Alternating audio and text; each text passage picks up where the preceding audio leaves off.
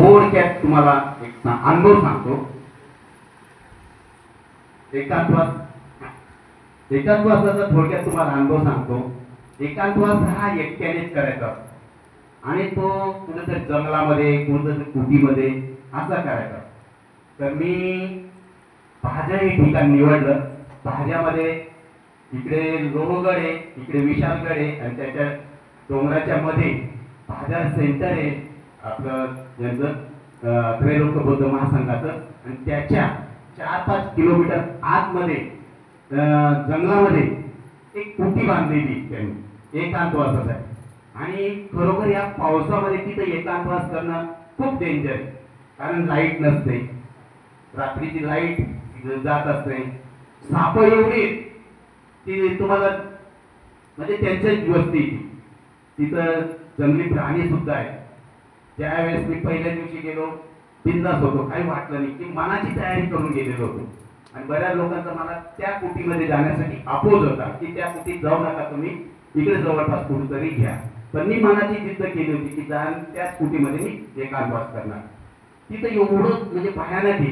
ज्यावेळेस पहिल्या दिवशी काही वाटलं नाही, दुसऱ्या दिवशी थोडस भीती वाटली. लाईट गेलेली, सगळं काही.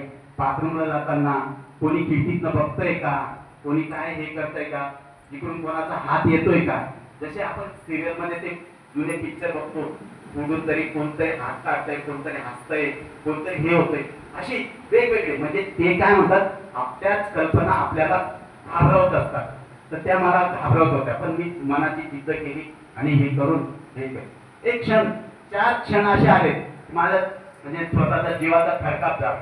एक क्षण असा होता, रात्रीची 10 वाजले होते, मी फॅन करून जस्ट उठलो होतो आणि जोरात असा आवाज खटखटला.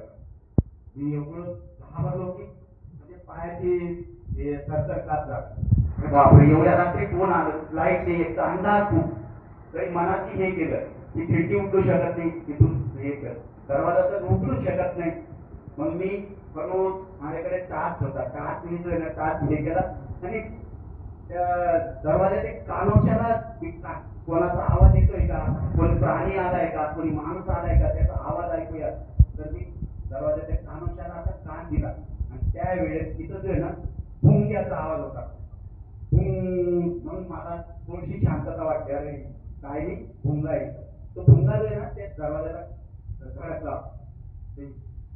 सकाळी 5 वाजता उठलो मी, आंघोळी वर केली आणि ध्यानाला बसला. तेवढ्याच पत्र्यावर लाईट नाही, पत्र्यावर एकदम धाड आवाज आला.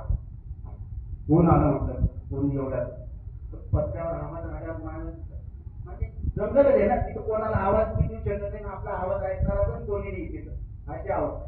तिथं धडधड आवाज आला. धडधड आवाज आल्यावर ती घाबरतो आणि पण तसाच बसून होतो. बसल्यावर तिकडून खूप आवाज आला. अरे म्हणजे शांत झाला. अरे माकडाचा आवाज आहे, माकडे इकडे तिकडे उड्या मारतात हे असे. आणि 2 प्रसंग असे. एका सापाचं माझं जवळजवळ 9 ते 10 इंचाचं जास्त राहिलं, जात होतो तेवढ्याच. आणि एका सापाचं जे असे 4 प्रसंग म्हणजे अशा जीवनात या घटना घडल्यात माझ्या. तर अशा पद्धतीचा हा एकांतवास माझा झाला आहे. नमो बुद्धाय. धन्यवाद अभिनंदन आपला शिबिर पूर्ण केल्याबद्दल.